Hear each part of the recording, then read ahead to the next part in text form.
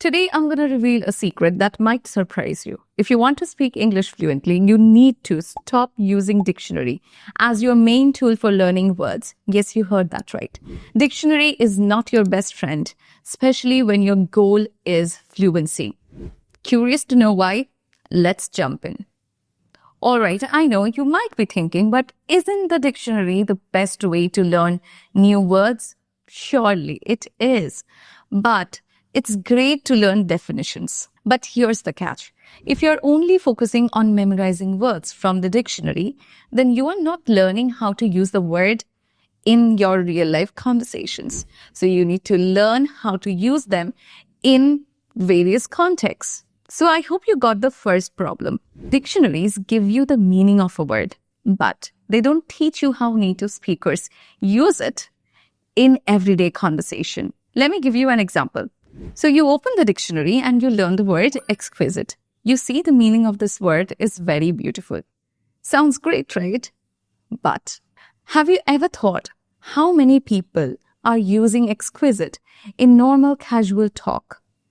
Not that much. Now let me ask you a question. If you spent hours memorizing fancy words in English like exquisite, serendipitous, magnanimous, would you sound more fluent in English? Probably not. You would sound like you were reading from a book, not chatting with friends. Here's another thing. Dictionaries often teach you words that are rare, formal, or academic. For example, take the word utilize. Sure, it means the same as use, but in everyday speech, people say use all the time. So if you're trying to sound fluent by using heavy, formal, or fancy words, you might end up sounding more like a textbook rather than having a conversation. You see, that's exactly the problem.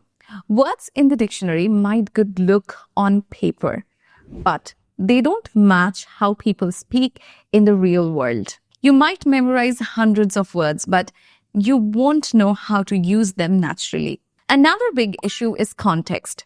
Dictionaries give you the meaning of a word, but they don't show you how to use it.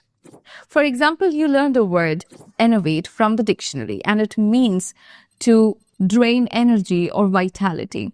But would you know how and when to use it in a real conversation? Probably not. Here's what I mean. You hear someone using the word enervate in a sentence like, the long workday enervated me completely. And you think, great, I learned a new word. But if you try to use it at wrong time or place, you might sound out of touch. Native speakers rarely use this word, and they would probably say, the long workday made me exhausted. See the difference? It's all about natural phrasing.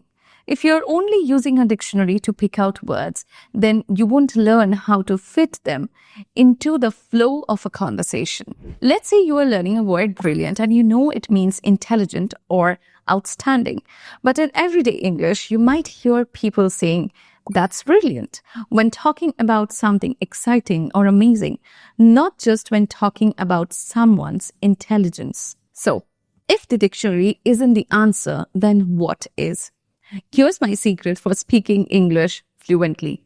Learn from real-life conversations. That's right. Instead of memorizing definitions, you must listen to native speakers. Watch YouTube videos. Listen to dialogues or podcasts. When you do this, you'll hear how words are used in context. You'll notice how people speak and how they naturally connect words together. This is truly how you learn English. For more help, you can definitely watch these videos. Here I have described the techniques of speaking English fluently step by step. So what's the takeaway from today? The dictionary is a tool, but it's not enough to make you fluent.